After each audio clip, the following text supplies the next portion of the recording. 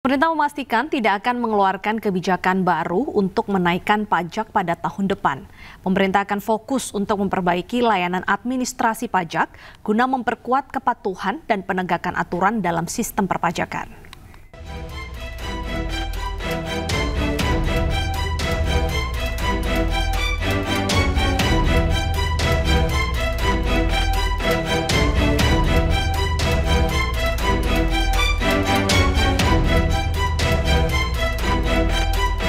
Menteri Keuangan Sri Mulyani Indrawati menegaskan pemerintah tidak akan mengeluarkan kebijakan baru untuk menaikkan pajak pada tahun depan yang selama ini menjadi kekhawatiran masyarakat. Sri Mulyani menekankan kebijakan perpajakan tetap mengedepankan asas gotong royong dan keberpihakan kepada kelompok ekonomi lemah.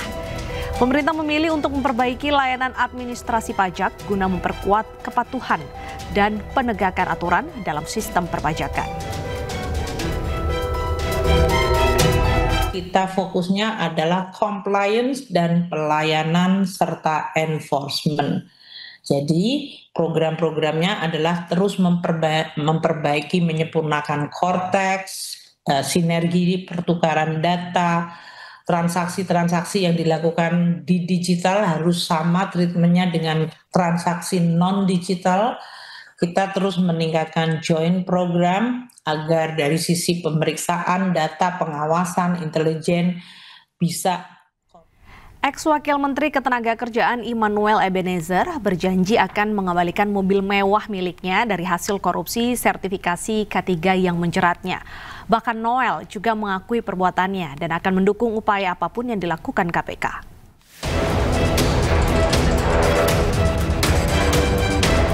Ex-Wakil Menteri Ketenagakerjaan Immanuel Ebenezer kembali diperiksa oleh KPK pada Selasa 2 September 2025. Noel diperiksa selama 4 jam seputar pengembalian mobil yang diperoleh dari hasil korupsi sertifikasi K3 yang menjeratnya. Tidak hanya itu, Noel juga mengaku bersalah kepada penyidik serta mendukung segala upaya yang dilakukan KPK. Bahkan KPK juga menghormati sikap Noel yang mau mengakui kesalahannya. Ya, soal pengembalian mobil ya, karena kita sangat kooperatif dengan penyidik, karena kita juga mendukung apa yang dilakukan KPK, dan saya juga mengaku salah. Dan mereka menghormati sikap saya yang gentle, langsung mengakui kesalahan saya. Oh ya. Terus kalau mobil yang suruh ngumpetin siapa Bang? Habis OTT? Enggak, kita ngumpetin. Kita akan kembalikan. Ya wajar ya, anak-anak saya pada takutan. Manuel tadi tanya apa aja Bang? Tadi tanya itu apa aja pemeriksaan? Dapat duit berapa aja dari. Sebelumnya, KPK menetapkan Immanuel Ebenezer sebagai tersangka kasus pemerasan pembuatan sertifikat K3 terhadap beberapa perusahaan. KPK menyebut Noel mengetahui praktik pemerasan tersebut namun membiarkan dan menerima sejumlah dana. Dari Jakarta, Tim Liputan iNews melaporkan. Pemirsa, mantan Mendikbudristek Nadiem Makarim penuhi panggilan Kejaksaan Agung di Jakarta pagi tadi. Kedatangan Nadiem terkait korupsi pengadaan Chromebook di kementerian yang ia pimpin sebelumnya.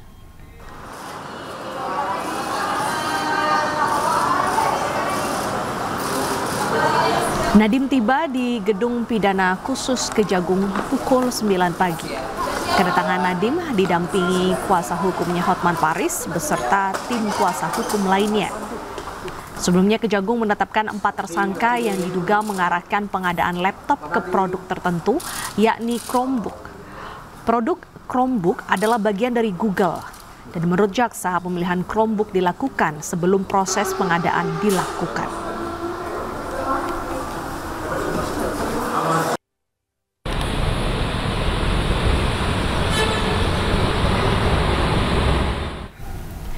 Pernyataan Menteri Agama Nasaruddin Umar mengenai profesi guru kembali menjadi sorotan. Tak lama usai pernyataannya, Menak langsung meminta maaf. Nasaruddin menegaskan tidak ada niatan untuk melukai perasaan guru. Saat ini pemerintah terus berusaha meningkatkan kesejahteraan dan kualitas guru.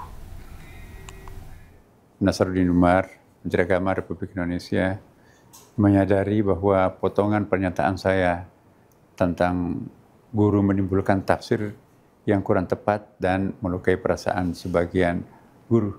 Untuk itu saya sekali lagi mohon maaf yang sebesar-besarnya. Tidak ada niat sedikit pun bagi saya untuk merendahkan profesi guru. Guru tetap manusia yang membutuhkan kesejahteraan yang layak.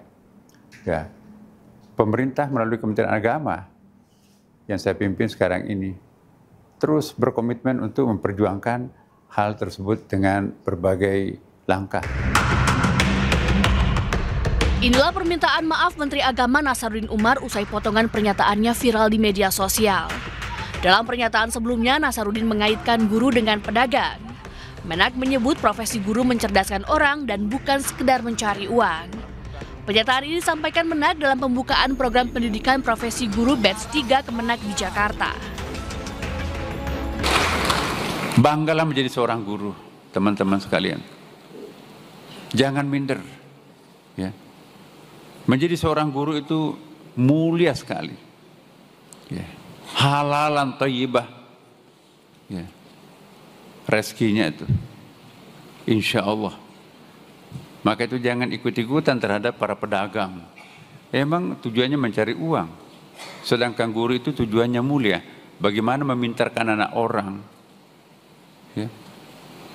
Itu tujuannya, bukan cari uang. Kalau mau cari uang jangan jadi guru, jadi pedagang lah.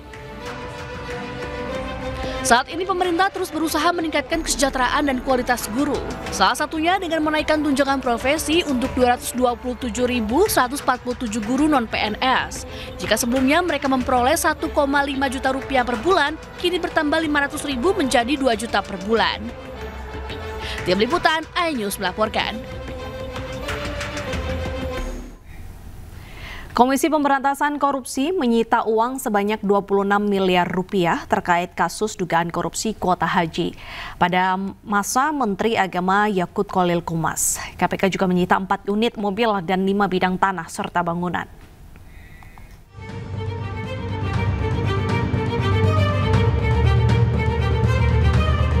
Komisi Pemberantasan Korupsi menyebut menyita sejumlah uang dan aset terkait kasus dugaan korupsi kuota haji pada masa Menteri Agama Yakut Khalil Qomas. KPK belum membeberkan pemilik dari sejumlah uang dan beberapa aset yang disita itu. Namun demikian, uang dan sejumlah aset yang disita salah satunya dari penggeledahan di kediaman mantan Menteri Agama Yakut Khalil Qomas di kawasan Jakarta Timur pada Agustus lalu. Penyidik telah melakukan penyitaan diantaranya sejumlah uang dengan total 1,6 juta US dollar ya, atau sekitar 26 miliar. Selain itu penyidik juga telah melakukan penyitaan terhadap kendaraan roda 4, ada sekitar 4 unit, dan kemudian penyidik juga telah melakukan penyitaan aset berupa tanah dan bangunan, ada 5 bidang gitu. Jadi penyidik masih akan terus menelusuri terkait dengan aset-aset yang diduga terkait ataupun merupakan hasil dari tindak pidana korupsi ini.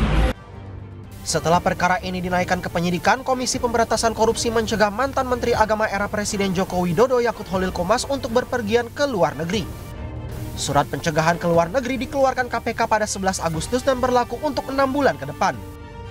KPK juga telah memeriksa Yakut Khalil Qomas pada Kamis 7 Agustus lalu.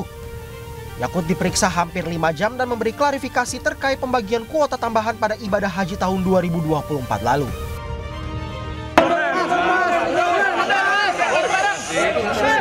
Saya berterima kasih, akhirnya saya mendapatkan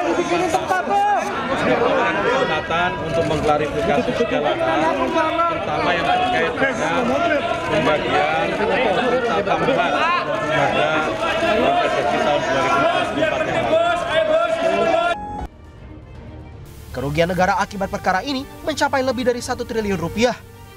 KPK menyebut angka itu merupakan perhitungan internal KPK dan sudah didiskusikan dengan Badan Pemeriksaan Keuangan atau BPK. Tim Liputan iNews melaporkan.